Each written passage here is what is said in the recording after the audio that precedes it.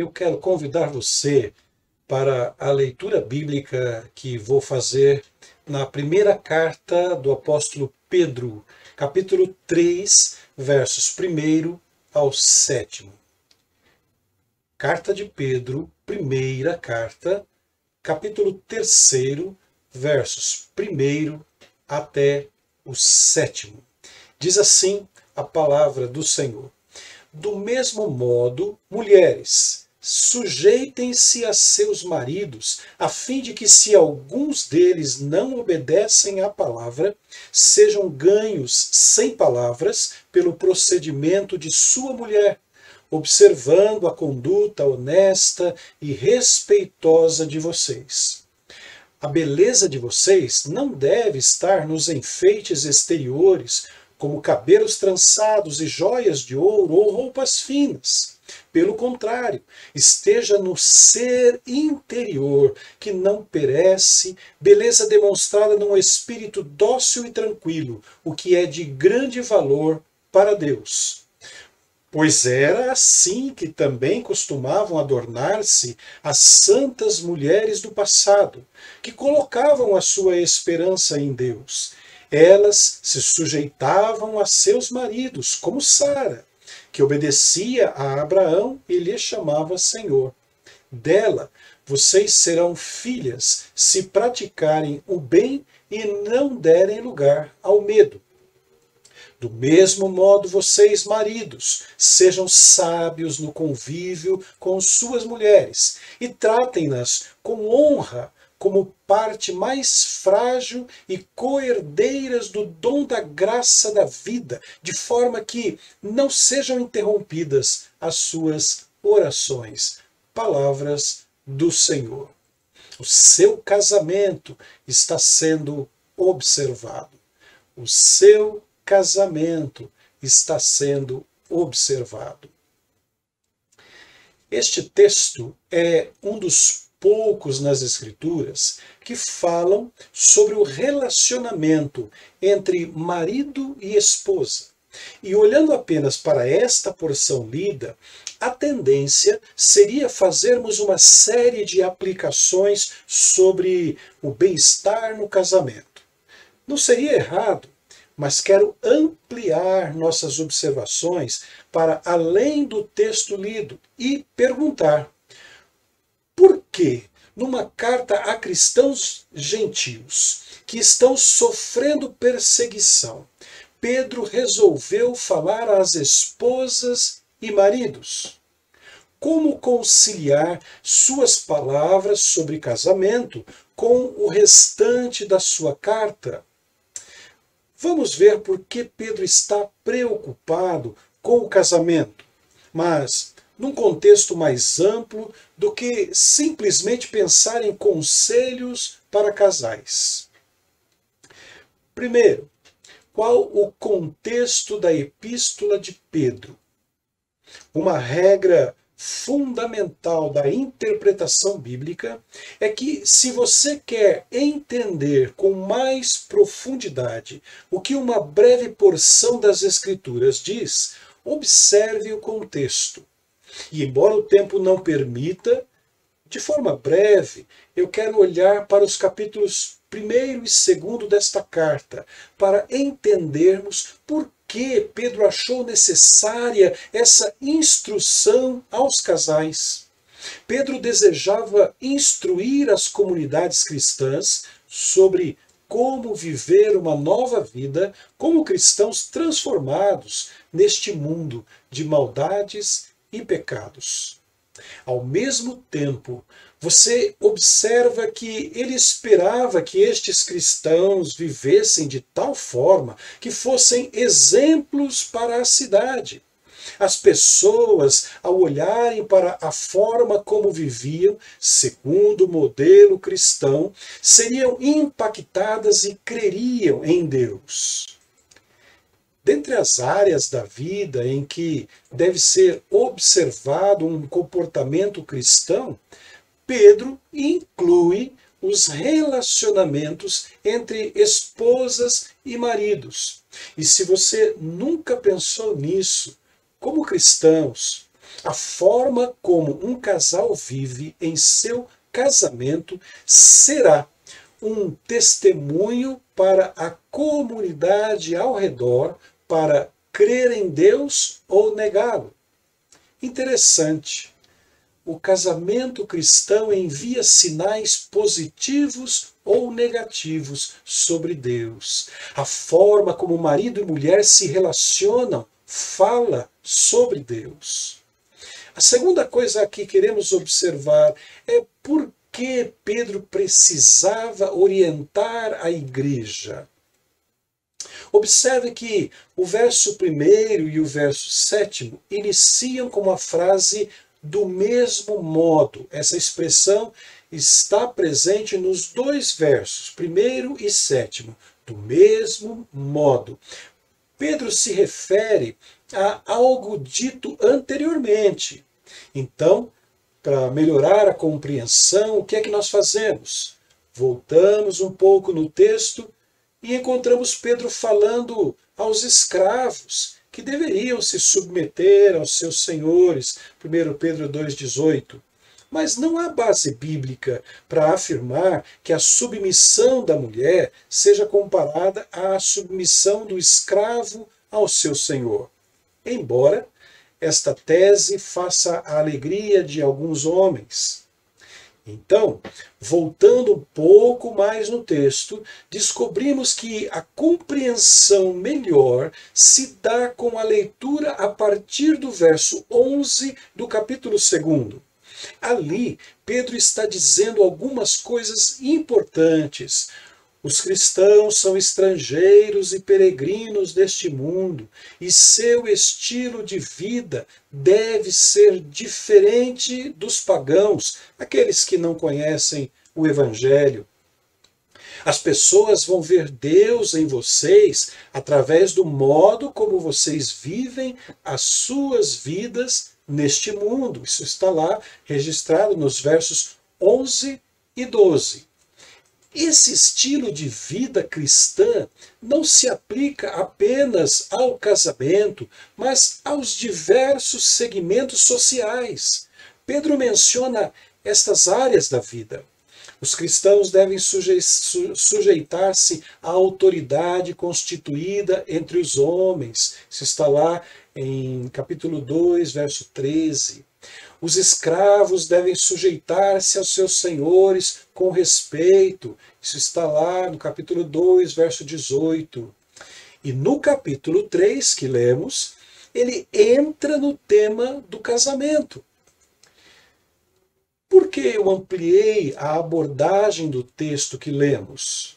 Primeiro, para percebermos que Pedro não está falando exclusivamente de casamento, mas de um estilo de vida dos novos cristãos. E este novo estilo de vida daria testemunho do Evangelho que transformou suas vidas. Segundo, para percebermos que Pedro está indicando um estilo de vida esperado por Deus, em contraposição com o estilo de vida mundano da cidade, abandonado por aqueles que se converteram.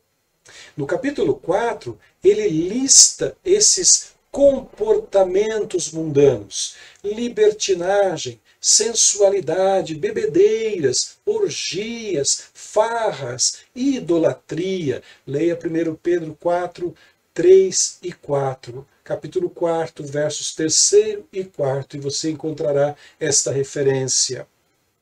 Como cristãos transformados pelo Evangelho, eles eram diferentes das pessoas da cidade. Seus valores, suas prioridades eram diferentes. Não pertenciam mais a este mundo com seus comportamentos pecaminosos.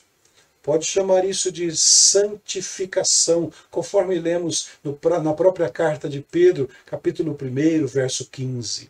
E aí então entra a terceira observação que ainda quero fazer aos irmãos: como viver então a vida cristã neste mundo. Se o que vai me diferenciar dos pagãos é não fazer as coisas que eles fazem, como posso continuar vivendo neste mundo? E aqui está o ponto central de Pedro. Ele vai dizer que é possível viver a vida cristã em uma sociedade pecaminosa. Seria bom lembrar o que ele disse lá no capítulo 2, versos 11 e 12. Diz assim: amados, insisto em que, como estrangeiros e peregrinos no mundo, vocês se abstenham dos desejos carnais que guerreiam contra a alma. Vivam entre os pagãos de maneira exemplar, para que, naquilo em que eles os acusam de praticarem o mal, observem as boas obras que vocês praticam e glorifiquem a Deus no dia da sua intervenção. E em seguida, Pedro detalha como viver, versos 13 até o capítulo 3, verso 7, incluindo as esposas e maridos. Pedro está se referindo a um tipo de casamento onde um dos cônjuges é cristão e o outro não. Vamos entender mais o que acontecia na época de Pedro. Pode ter semelhança com a nossa época, mas olhe para aquela região da Ásia Menor no primeiro século. A depravação, a embriaguez, a sensualidade, a orgia, a libertinagem eram práticas comuns. E o evangelho chegou na cidade, foi proclamado com poder, e muitas pessoas se arrependeram de seus pecados, abandonaram a velha vida e decidiram viver de acordo com a vontade de Deus. Mas esta situação não se padronizou dentro dos lares. Aconteceu que uma esposa se converteu e mudou de vida, mas o seu marido continuou na bebedeira, na libertinagem, não aceitou o evangelho. Você tinha um lar onde um cônjuge era crente e o outro não. Então a pergunta: como vocês vão viver debaixo do mesmo teto e se entenderem nesta nova condição diferente? Em linhas gerais, ele já disse em capítulo 2, verso 11, esposas e maridos cristãos devem abster-se de desejos pecaminosos e viver uma vida diferente dos pagãos. Estes, ao olharem para vocês, verão suas boas obras e glorificarão a Deus. É aí que Pedro vai dar uma palavra específica para cada um, esposa e marido. Vejam os detalhes da orientação de Pedro ao casal. Pedro se dirige primeiro às esposas e diz para serem submissas aos seus maridos. Primeiro verso do capítulo 3. Pode assustar um pouco a princípio, principalmente as mulheres. Pedro diz para que as mulheres, as esposas, sejam submissas aos seus maridos. A questão é: como você traz seu marido para Cristo? Não será pelo caminho da discórdia, do confronto, por ele não ser cristão, mas assumindo o papel de esposa cristã. Deixa-me dizer uma coisa importante aqui às mulheres. Todas as vezes que a Bíblia se refere ao papel da mulher como submissa ao marido, tem um sentido bom e positivo. A expressão foi deturpada e às vezes causa certa repulsa usá-la no casamento. Mas Deus pensou muito bem sobre isso. Pedro vai em frente. A cultura daquela época, bem como a nossa, valorizava muito a aparência exterior. E embora o apóstolo em momento algum negue a importância do cuidado com o corpo e da beleza feminina, recomenda prudência às esposas. Não gaste tempo e energia embelezando o exterior, mas gaste seu tempo embelezando o que está dentro de você. Capítulo 3, verso 4. Esta beleza interior, diz ele, não perece e é visível num espírito dócil e tranquilo da esposa. Para deixar mais completa a orientação, Pedro afirma que isso é que tem grande valor para Deus. As esposas cristãs foram libertas de um estilo de vida vazio, apoiado na aparência externa, nas joias e roupas finas. Elas foram alcançadas por um estilo de vida cristã que se preocupa em adornar o seu interior. Sua beleza não é vista pelas joias finas e caras ou roupas que chamam a atenção. E vou deixar claro mais uma vez as colocações de Pedro e meu próprio entendimento sobre o assunto. Ninguém está dizendo que as mulheres não devem se cuidar, se embelezar. E nem acho prudente e aconselhável que elas se apresentem aos seus maridos descabeladas, roupas velhas e surradas. Depois vão dizer aos seus maridos que foi Pedro e o pastor que disseram. É fácil compreender o que Deus espera das esposas cristãs. O espírito dócil e tranquilo que Deus espera das esposas é um adorno que não se pode ver no exterior, mas se manifesta nas atitudes, no coração transformado. Deus está dizendo que a mulher que chama a atenção da sociedade é aquela que tem espírito dócil e tranquilo, adornada em seu interior.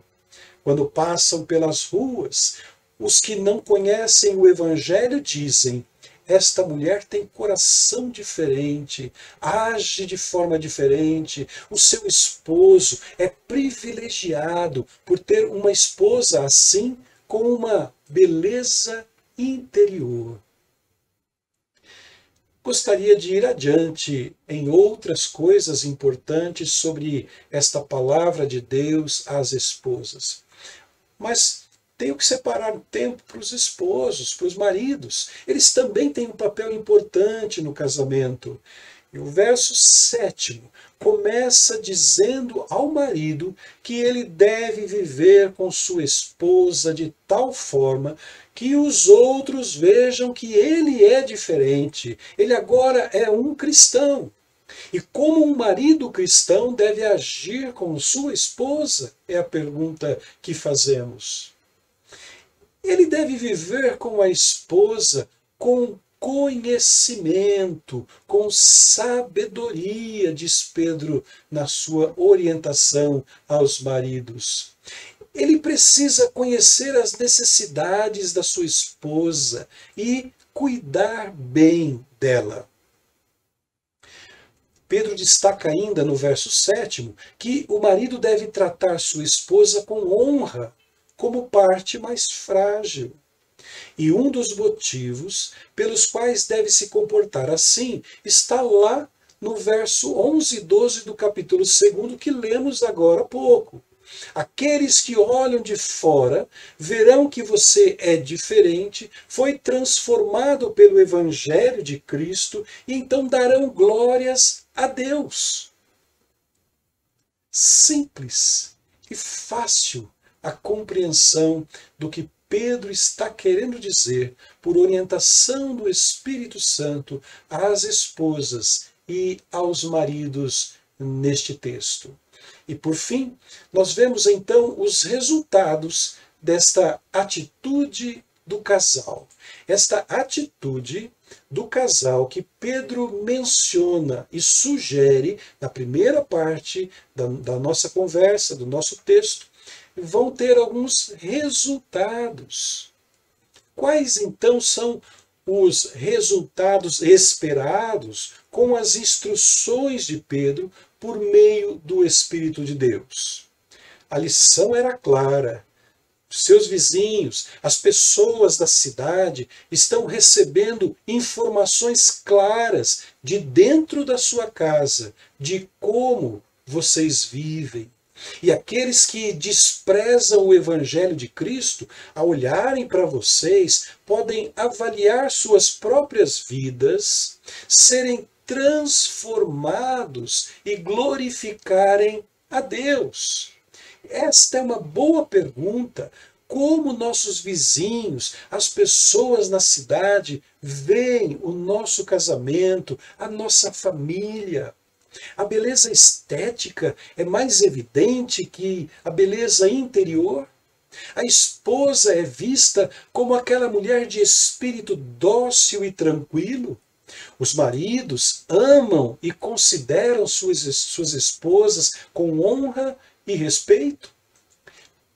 Pedro está dizendo que nossos vizinhos serão impactados pelo Evangelho de Cristo a partir do que observarem em nossas casas, em nossos casamentos. Esta instrução de Pedro é atual e valiosa para nós hoje, como foi para a comunidade primitiva à qual Pedro escreveu.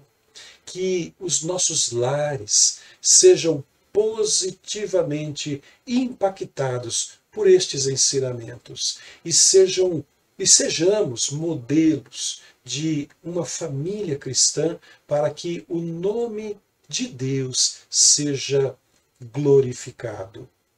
Amém.